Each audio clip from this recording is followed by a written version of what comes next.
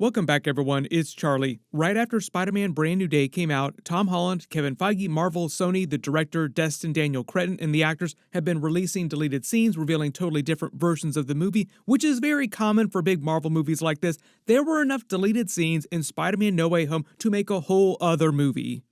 So we will break them all down and why they changed the movie so much. There were a lot of big questions that people had about this movie that you could explain with some of the deleted scenes. Careful for spoilers if you have not seen the movie yet, but Tom Holland revealed that originally the movie was going to be a totally different story with totally different characters. It was going to have a totally different Sadie Sink, Jean Grey X-Men subplot. It wasn't going to involve the Hulk. Ned and MJ were not in the movie either.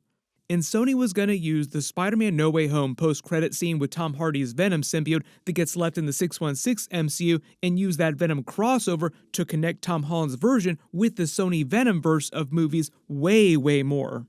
They were going to include the subplot with Andy Serkis's Knull god of symbiotes from the Venom The Last Dance post-credit scene. Remember how that was supposed to be a much bigger thing, the way that Andy Serkis talked about it when he was cast to play Knull? Sony told him that they had very big plans for crossover with all the characters. That's what he was talking about. The other villains in the movie were going to be very different. Sony tried to get Anne Hathaway and Sarah Snook to be the Leper Queen character. That would have been one of the bigger villains in the movie. I think the idea is that William Metzger and the Damage Control subplot replace that in the movie. But it still sounds like they would have used the Jean Grey misdirect villain subplot for like the actual main villain, where she's not the actual villain, but the movie wants you to think that she's the actual villain for most of the story. The Leper Queen is an X-Men villain. She does show up in the X-Men comics. She gave birth to a mutant daughter who burned her house down and killed herself in the process, turning her against mutants. Like, she hates mutants, she hated her baby, and becomes this big X-Men villain in the process. So there was originally X-Men stuff happening in the movie. Anne Hathaway and Sarah Snook passed on the movie because they said the part was too small. The reason why they wanted Anne Hathaway is because, yes, she's a big actress, and she was Catwoman in Christopher Nolan's Dark Knight Returns Batman movie, but long before that, Sony actually cast her to play Felicia Hardy Black Cat in Tobey Maguire's Spider-Man 4, so we're in another Spider-Man 4, they tried to get her in another Spider-Man 4. Everybody remembers how that went. The studio decided to reboot with Andrew Garfield's Amazing Spider-Man, and the rest was history. We should do this again, like, all hang out. It's nice. Early on, Sony wanted Brand New Day to be an even bigger Avengers-level multiverse movie than No Way Home was, but Kevin Feige and the Marvel people wanted to keep it smaller and self-contained like you actually see in this movie. There is like a little bit of larger Avengers Doomsday level stuff going on in the background, but for the most part, the movie itself is self-contained. Sony also wanted to bring Andrew Garfield and Tobey Maguire back at one point in a bigger way. Remember the Morbius post-credit scene crossing over the Vulture from the MCU with the Sony Venomverse characters, implying that they were going to form the Sinister Six in that universe and go after a Spider-Man, but they didn't say which Spider-Man? Based on the deleted scenes from the Madam Web movie, as traumatic as that was, there is no Madam Web movie, It Can't Hurt You, which featured Tom Holland's Spider-Man fighting the Madam Web main villain. Sony was actually going to put him in that movie at one point. And it also means that the Spider-Man that they were talking about in the Morbius post-credit scene was going to be Tom Holland's version. And they would start paying that off with more Brand New Day stuff in further Spider-Man 5 and Spider-Man 6 sequels, like this next trilogy that Tom Holland is doing. So you can see early on, Sony wanted to cross its Spider-Man spin-off villain movies, the Venomverse movies, with the MCU Spider-Man movies more and more, like more interconnectedness. Tom Holland said that none of that worked out for a number of reasons, some of them very public. After the failure of the Kraven movie and sort of like the collapse of a lot of superhero movies, especially the lesser superhero movies, Sony decided to full-on reboot its Venomverse of movies, and now they're planning to make a live-action Miles Morales movie. He will probably wind up being their main Spider-Man of any movies that they do outside of the MCU. Tom Holland also said that we will see Miles Morales inside the MCU eventually too, but not till after Beyond the Spider-Verse. So I don't know if they had originally planned on doing more Miles Morales Easter eggs in Brand New Day. There aren't really any big ones to speak of other than the reference to the Latino Spider-Man on Ned's board. The movie got delayed for a good long while. Tom Holland said during the delays they rewrote Brand New Day to be way more self-contained and way less big Avengers Doomsday stuff. And the main reason he's not in Avengers Doomsday in the post-credit scene is meant to set up Secret Wars and not Avengers Doomsday is because of all the movie delays. Originally, Brand New Day was going to come out after Avengers Doomsday until they delayed Avengers Doomsday by 6 months and Secret Wars by another 6 months too. When Brand New Day was still coming out after Avengers Doomsday, the problem was they wanted Brand New Day to still be set in the MCU without any real crazy multiverse stuff, so the timeline was kind of wonky because Doctor Doom was going to collapse the multiverse at the end of Doomsday, and we were going to see that a couple months before we saw Brand New Day. Wait a minute, the MCU is gone. We saw it a couple months ago. Why are we seeing Spider-Man running around inside the MCU? How do you explain all those things? Oh no, I've gone cross-eyed. I suggest you don't worry about this sort of thing and just enjoy yourself. That goes for you all, too. Yes. So originally they were just going to say Brand New Day was happening at the same time Doomsday was happening, so both movies ended at the same time, and that's why Tom Holland's Spider-Man wasn't around fighting Doctor Doom and why he goes to Battleworld and Secret Wars in the post-credit scene, not to Avengers Doomsday.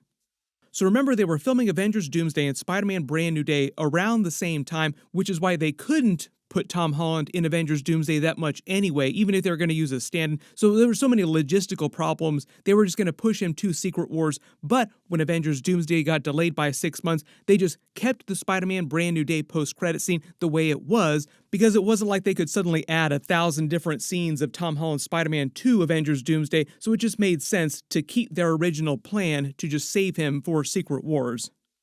Next really big one, metaphorically and literally, is the Hulk. There was a version of Grey Hulk in the movie for a while, actual Grey Hulk. In the art book for the movie, which leaked out early for some reason, it was revealed that originally they envisioned the Hulk changing into an even more monstrous, less humanoid-looking Grey Hulk after he breaks free of Jean Grey's control.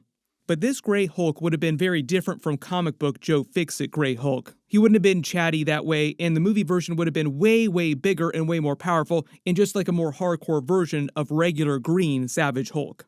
In the comics, regular green Savage Hulk is way more powerful and bigger than Grey Hulk, so it sounds like Kevin Feige and the Marvel people just simplified things by having them turn Hulk into regular green Savage Hulk again, but if you notice, he's actually physically much bigger than the Savage Hulk form in Avengers Age of Ultron. In the actual movie, he's just meant to feel like an even more monstrous version of Savage Hulk than he's ever been. He's gotten madder, and the madder he gets, the stronger he gets, the more powerful he gets, the bigger he gets. So that's why he looks so much bigger in Brand New Day than previous Savage Hulk that we've seen before in the MCU. There was an even bigger Netflix Defenders cameo scene later in the movie. Rosario Dawson said that she filmed scenes as her Claire Temple night nurse, but they were cut during editing. She would have been featured as a nurse at the hospital Punisher takes Spider-Man 2 at the end of the movie, and they would have used that for the three characters to make more Defenders references, because Claire Temple and Punisher never actually met during the original Netflix series or during the Daredevil Born Again series, but they know each other by reputation through all their other friends, all the other Defenders characters. They would have referenced more events from Daredevil Born Again as well as the end of Season 2, because when this movie is taking place, Season 2 has already happened, so Matt Murdock is currently in prison. Kingpin has been ousted from the office of mayor, but it's set before Born Again Season 3, where all the Defenders are coming back, so they would have also referenced all the Defenders characters also coming back soon too. My assumption is that they got rid of that in the movie just because it felt like it was too much. They wanted that quick moment of Punisher and Spider-Man just feeling like brothers together, and that was all that scene was meant to be about. They didn't want all the Netflix Defenders references going on at the same time. The other reason why Kingpin didn't show up during the movie too is because of the end of Daredevil Born Again Season 2. But Kevin Feige did say that it was possible to include Kingpin in future Spider-Man movies. Not that they would, but that they could do it if they wanted to. During Spider-Man's montage of villain takedowns in the comic book covers early in the movie, there was going to be a huge villain team-up fight scene recreating a big comic book cover. They didn't say which cover, but the actor who plays Ramrod said a ton of really huge actors filmed scenes but were cut from the movie, and I think he's talking about this big villain team-up scene that Destin Daniel Cretton said that he was heartbroken to have to cut because it was such a cool comic book cover they were recreating. And I think the idea is that they were going to recreate a Sinister Six scene, but using the lesser villains to do it, because some of the Enforcer characters were also in the movie. Most of the villains in the montage are also lesser villains, with the exception of Tombstone. He's a pretty big villain. There was also a Rhino head spotted on set, so Rhino might have also been part of this villain montage scene. There were over 50 comic book covers that they were trying to recreate in the movie, but less than half of those actually made it into the final movie itself, so some of them probably wound up being deleted scenes. Destin Daniel Cretton said that he did want to use this big villain team-up scene, like the big comic book cover, for another future Spider-Man movie at some point, though. Which I also think confirms that it's more of a Sinister Six type of scene, like a really, really big scene that they want to do at some point. There was a very long scene of Spider-Man in a children's hospital or children's school helping the nurse teach the kids about inoculations, the kids joking about him going through spider puberty. That was meant to be a reference to his spider evolution, the transformations in the movie. They probably took it out just because it wasn't essential to the plot, like it was mostly just there for jokes. Tom Holland did say that they tried to go full-on man-spider early on. He was going to have nightmares when he was going through his transformations where they show him transforming into actual live-action man-spider from the comics. It was going to be horrific in a really, really awesome way, but ultimately he said they got rid of it because they wanted to keep the movie PG-13, and it was just way too hardcore of a scene, the way they were going to depict it.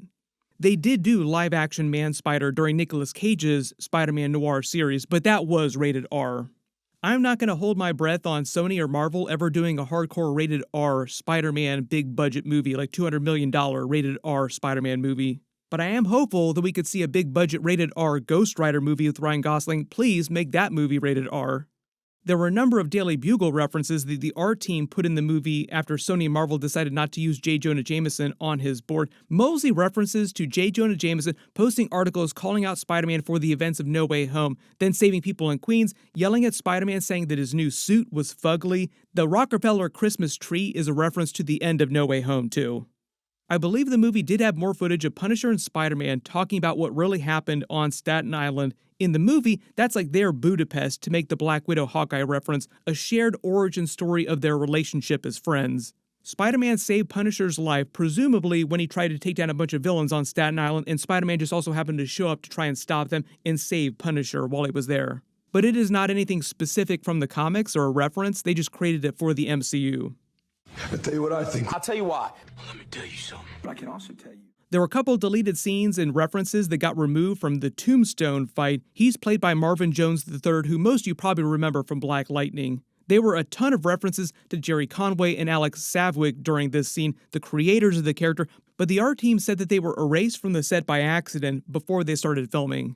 So there were a lot more comic book creator references in the background of the movie too.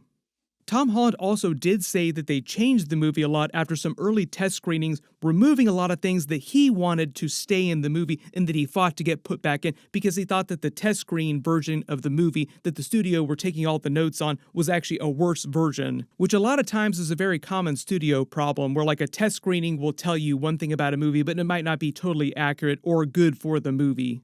I think he was specifically referring to the more emotional depression scenes, heavier themes, the stuff with him playing with Legos with Ned and MJ, some of the more emotional moments with MJ, just because test screenings and Sony probably thought to make the movie lighter in tone and breezier, like audience want a fun movie, they want people to be happy, make Spider-Man more likable in the movie, why is he so depressed all the time?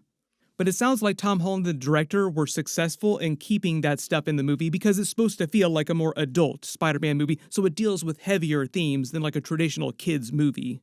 As of me posting this video, the movie's only been out for a couple days, so I wouldn't be surprised if we learn about even more deleted scenes and things that got cut out, so whatever they do wind up dropping or releasing, I will do more videos about it, but post all your requests in the comments below.